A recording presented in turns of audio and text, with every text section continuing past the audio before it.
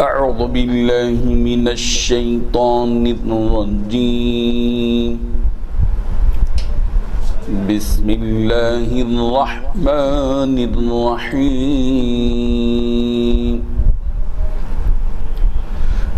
من يطع الرسول فقد أطاع الله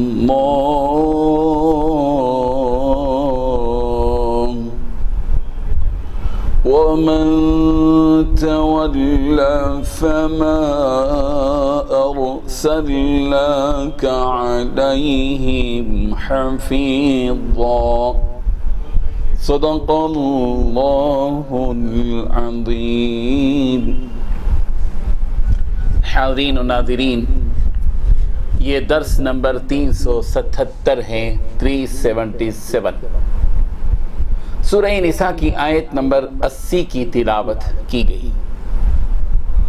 لفظی ترجمہ دیکھیے، من یطع، جو اطاعت کرے، الرسول، رسول کی، فقد، تو تحقیق، اطاع اللہ، اس نے اللہ کی اطاعت کی، ومن، اور جس نے، تولا، روگردانی کی، فما ارسلناک، پیغمبر ہم نے آپ کو نہیں بھیجا، علیہم، ان پر، حفیظا، نگہبان۔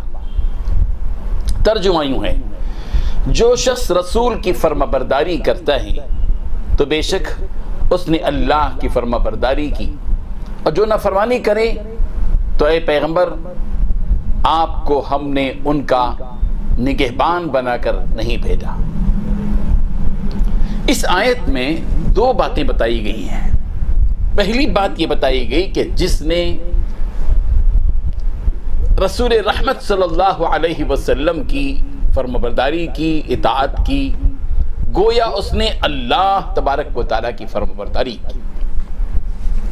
دوسری بات یہ بتائی گئی کہ جس نے روگردانی کی، منہ موڑا، اسے یہ جان لینا چاہیے کہ اللہ تبارک و تعالیٰ نے پیغمبر صلی اللہ علیہ وسلم کو ان پر داروغہ بنا کر نہیں بھیجا ہے۔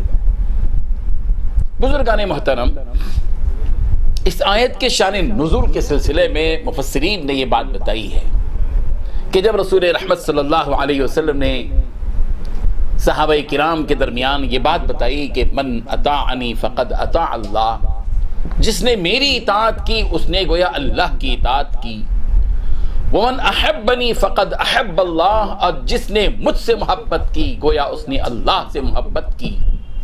یہ بات سرکار نے جب صحابہ کرام کے درمیان میں بیان کی تو صحابہ نے اس کو تسلیم کیا، قبول کیا، دل کی گہرائیوں میں اس بات کو اتارا اور نبی کی اطاعت میں لگ گئے۔ اور جو منافق تھے، جن کے دلوں میں نفاق کا روگ اور مرض اور بیماری تھی، انہوں نے یہ بات اڑائی کہ یہ شخص تو خدا بننا چاہتا ہے، رب بنا بیٹھا ہے، جیسے نصارہ نے عیسیٰ علیہ السلام کو رب بنا لیا تھا، ایسے ہی یہ بھی اپنے آپ کو رب بنا لینا چاہتا ہے کہ یہ کہتا ہے کہ جس نے نبی کی، ان کی اطاعت کی، اس نے اللہ کی اطاعت کی۔ جب منافقوں نے یہ بات چلائی اور اس قسم کی گستاخانہ باتیں نبی کریم حضرت محمد رسول اللہ صلی اللہ علیہ وسلم سے متعلق کی تو اللہ تبارک و تعالیٰ کی طرف سے یہ آیت نازل فرمائی اور پیغمبر کی اطاعت کا معیار بتلا دیا گیا۔ کیا معیار ہے پیغمبر کی اطاعت کا؟ اے منافقو، معمولی مت سمجھو نبی کی اطاعت کو، معمولی مت سمجھو نبی کی اطاعت کو۔ ہمارے ہاں تو نبی کی قدر اتنی ہے، ہمارے ہاں تو نبی کی اطاعت کا معیار یہ ہے کہ من یطع الرسول فقد اطاع اللہ، جس نے رسول کی اطاعت کی اس نے اللہ کی اطاعت کی۔ کیوں؟ اس لیے کہ نبی کی زبان سے صرف وہی باتیں نکلتی ہیں جو اللہ تبارک و تعالیٰ کی طرف سے وحی کے طور پر نازل کی جاتی ہیں۔ وَمَا يَنطِقُ عَنِ الْهَوَىٰ إِنْ هُوَ إِلَّا وَحْيٌ يُوحَىٰ، نبی اپنی خواہشات سے کوئی بات نہیں کہتے، نبی اپنی مرضی اور اپنی خواہش کی بنیاد پر کوئی بات نہیں کہتے، نبی تو وہی کہتے ہیں جو وحی کے ذریعے سے نازل کیا جاتا ہے۔ اس لیے یہ معیار تم اپنے ذہنوں میں بٹھا لو کہ من یطع الرسول، جو رسول کی اطاعت کی، جس نے بھی رسول کی اس دنیا میں اطاعت کی. یاد رکھو کہ یہ اس اطاعت کی سطح اور اس اطاعت کا جو معیار ہے وہ یہ ہے کہ اس نے گویا اللہ تبارک و تعالیٰ کی اطاعت کی. یہ بات تو بتا دی گئی. اس سے بات سمجھ میں آ گئی کہ ہم جو کچھ بھی نبی کریم صلی اللہ علیہ وسلم کی اطاعت کرتے ہیں گویا وہ بالراست اللہ تبارک و تعالیٰ کی اطاعت ہے. ایک بات تو یہ بتا دی گئی.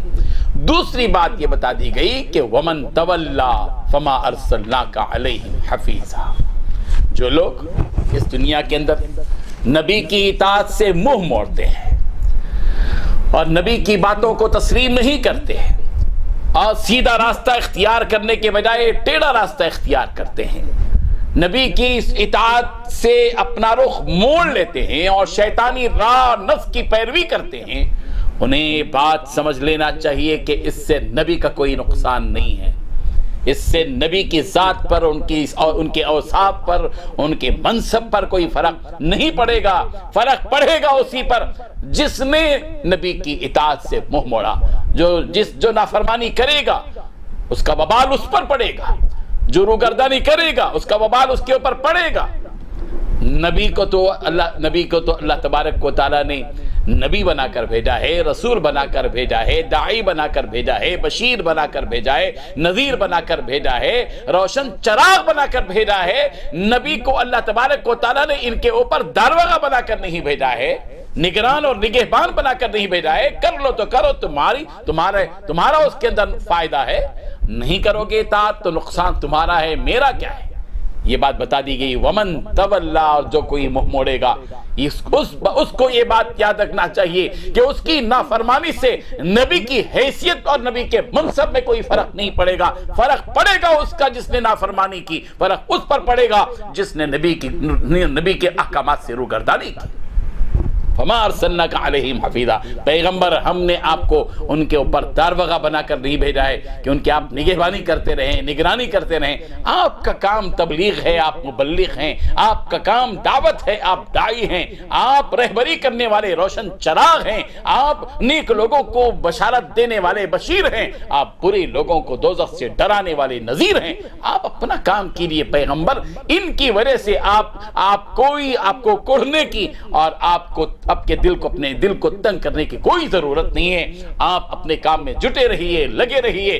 آپ کا منصب بہت اونچا ہے، آپ ان کی نافرمانی سے بالکل بے نیاز ہیں. اللہ تبارک و تعالی ہم سب کو اس حقیقت کو سمجھنے کی توفیق عطا فرمائے. وآخر دعوانا ان الحمد للہ رب العالمین. لا الہ الا اللہ، لا الہ الا اللہ.